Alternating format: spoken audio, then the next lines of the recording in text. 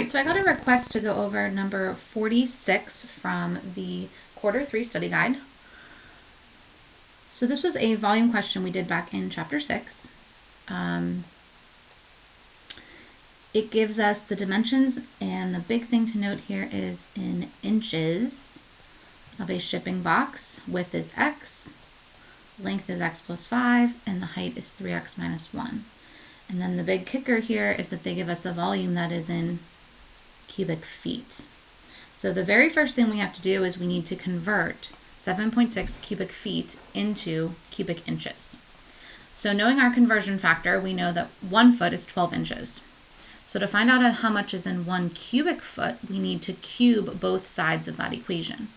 So 1 cubic foot equals 12 inches cubed, but we again need to cube that 12, which will get me 1,728 inches. So that's how many cubic inches are in 1 cubic foot.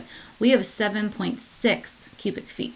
So we then need to multiply. 7.6 times our 1,728 gets us a total of 13,132.8 cubic inches. That may have been the mistake that you were making if you just plugged 7.6 in by accident. So we then know our volume equation is length times width times height. We'll plug this number in for the volume. I also plugged in my length, my width, and my height, which were given to me. Now you have two options from here. You can go ahead and FOIL away and get that in standard form, subtract your 13,000 over, and then you could solve by factoring or graphing using your calculator. But I actually used a method with just the graphing calculator. This was where we graphed both sides of the equal sign in our y1 and our y2. So in our y1, I typed in my 13,132.8. In my y2, I typed in the volume part, length times width times height. Now we'll start out with Zoom 6 and see what it looks like. So we can see this taking place, our cubic function, but we can't see the 13,000 because remember right now my window goes up to 10, and this 13,000 is going to be a horizontal line all the way up at 13,000. So I'm going to go to my window and I'm going to change my Y max to be something larger than that. I think I chose 15,000 just to be bigger. So what are our Y max? 15,000. And we'll just press graph. So now I can see that line, but unfortunately now I can't see where they intersect. So I need to see further over on the x-axis as well. So I chose to change my x max, again just a guess, I changed it to 50. So x max, 50, and graph. And there we can clearly see the intersection points. So we then press second trace to find our intersection.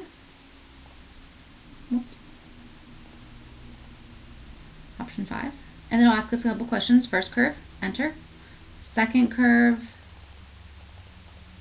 there it is, enter. And then our guess, we'll get as close as we can and hit enter. And we should get x equals 14.97, which we then round to be 15 inches. And then the last thing we need to do is find all the dimensions of the box, rounding to the nearest inch.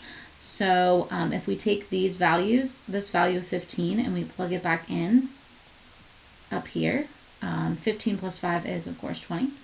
So our length is 20 inches. 15 is just the width. And then for our height, we need to do 3 times 15, which is 45, minus 1, which will get me 44. And if we want, we can go ahead and check that answer, just multiplying those numbers together. So 20 times 15 times 44. And we get 13,200, which is really close to 13,132. Remember, we rounded these, so that's why it's getting us a slightly off answer. All right, hope that helps.